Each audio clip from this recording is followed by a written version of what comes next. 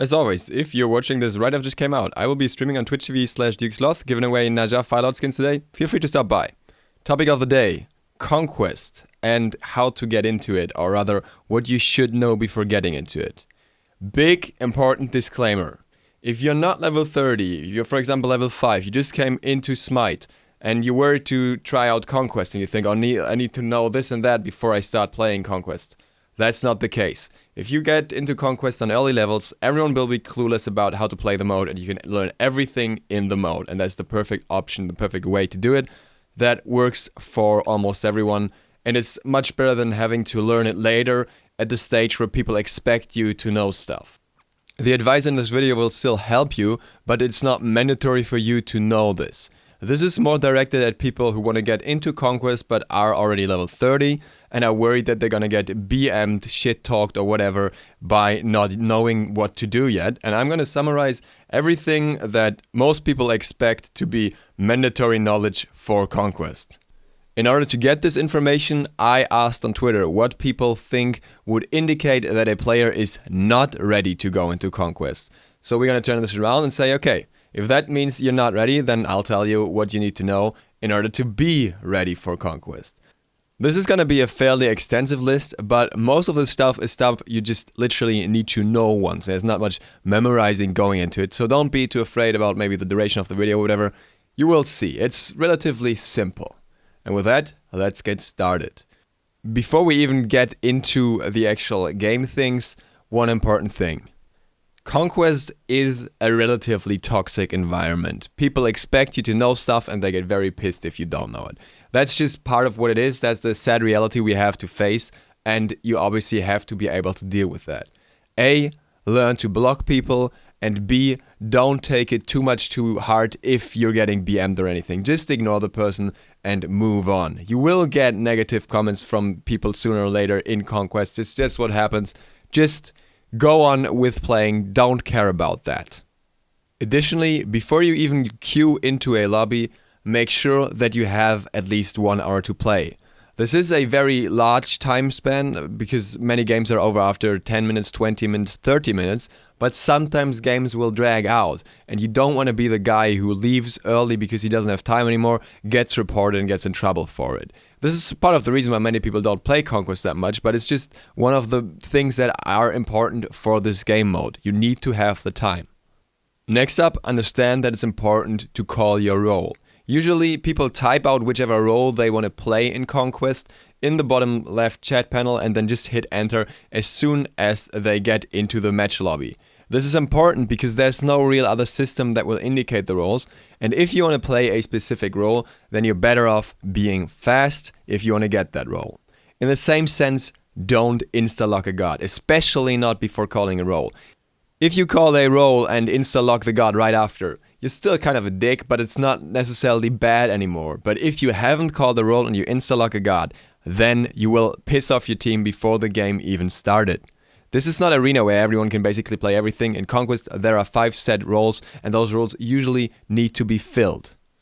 In the same sense, understand that you will have to play more than 1 role sooner or later, and ideally be willing to learn them all at least a little bit. It's not about being forced to be perfect at every role, but as the system currently works in a way where you can never completely dictate which role you will get, you will have to face the reality of having to play every role sooner or later, so you better just be ready for it and be willing to do it. Part of that is obviously also learning the basics of that role sooner or later. When it comes to builds and abilities, make sure to turn off auto skills and auto buy. Before you queue Conquest at level 30, you should be confident in which abilities you have to level when and which items your character needs, and not be depending on those crutches anymore. If you're still in that knowledge base or in that area where you really need the auto buy and the auto level, unless you're queuing at very low levels, then you're probably better off practicing that in other game modes first before going into Conquest. Similarly, understand that on most characters, and this is important here, you have to know more than one build that you saw from one pro player. You have to understand counter building or situational items, at least to some extent, in order to be able to successfully play. Because otherwise people will just counter you out, especially in solo lane, and then you will have a problem, especially if you go into it with a very specific build that only worked in a specific situation. Obviously, this channel can help you in that regard because I do quite a lot of build stuff. When looking at the map, what's important to know is where the solo lane or short lane and the duo lane or long lane is. In this particular example, the long lane is on the left side and the short lane, solo lane is on the right side. If you're playing on the other side of the map, it's the opposite. The short lane is where the towers are closer together, the long lane is where the towers are further apart, and the long lane is where the two players go, short lane is where just one player goes.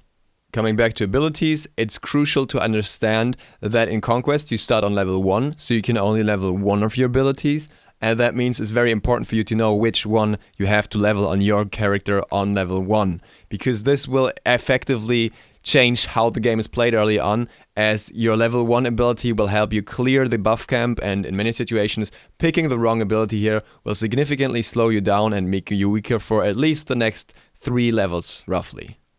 There are certain items that are almost always a must-buy. There are exceptions, and if you know about these exceptions, that's absolutely fine. But if you start out in the game, you will almost always want some starter item, depending on your role. That's a different one. For example, support gets Watcher's Gift, while a hunter will usually get Death Toll.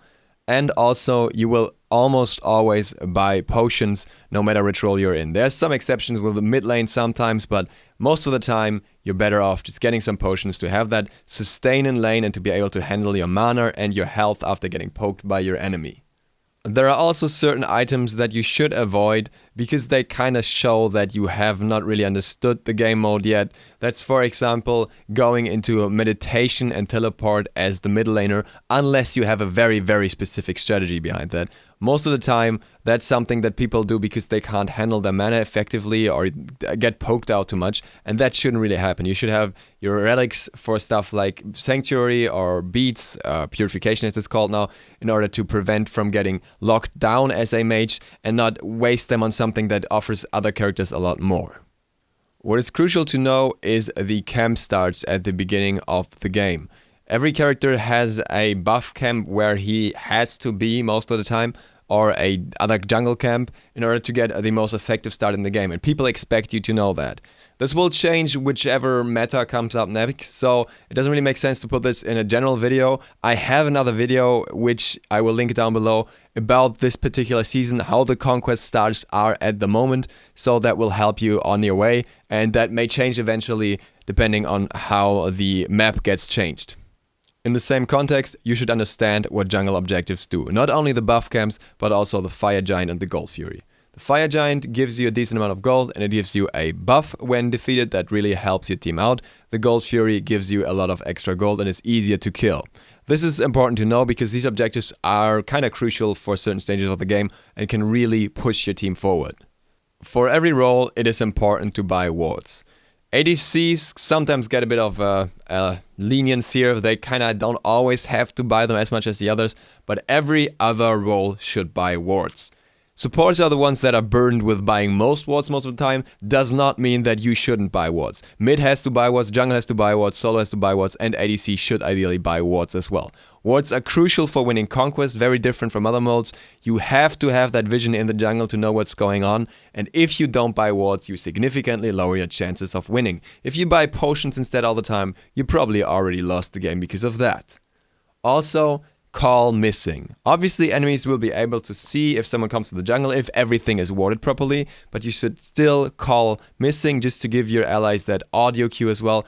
Generally, learn to use the VGS system, the voice-guided system, but the most important part of the voice system will be missing until a certain point, until you learn the rest of it.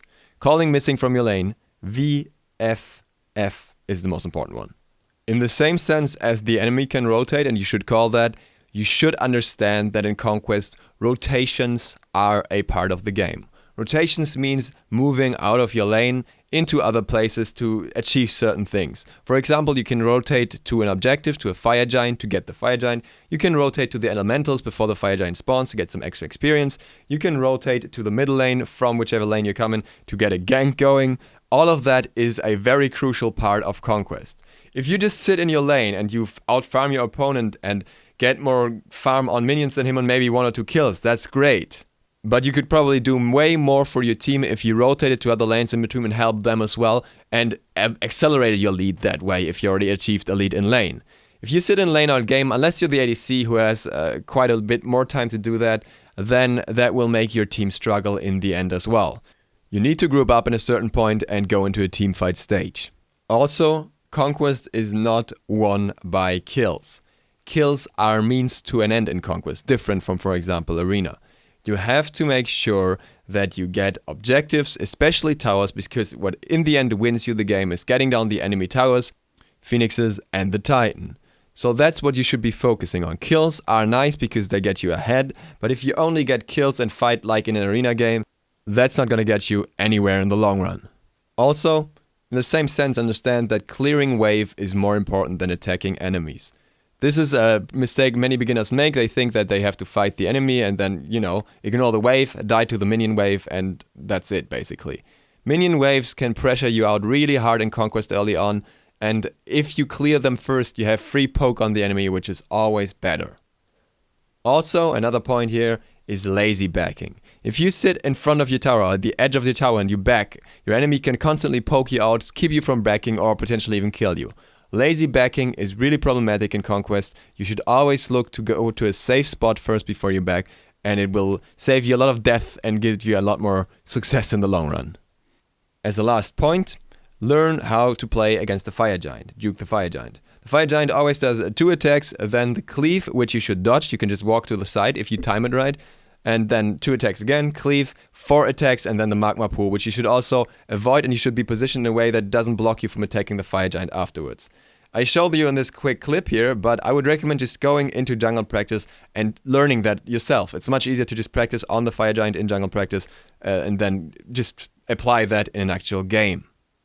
That's everything for this video. I know it's a lot, but I think a lot of this is kind of self-explanatory and you will not need too much time to learn it. I hope this helps you. Once again, if you're new to the game and you're level 5, don't worry about this stuff too much. Just go into Conquest and play it. If you're level 30 and you need this advice, then I hope this was helpful for you.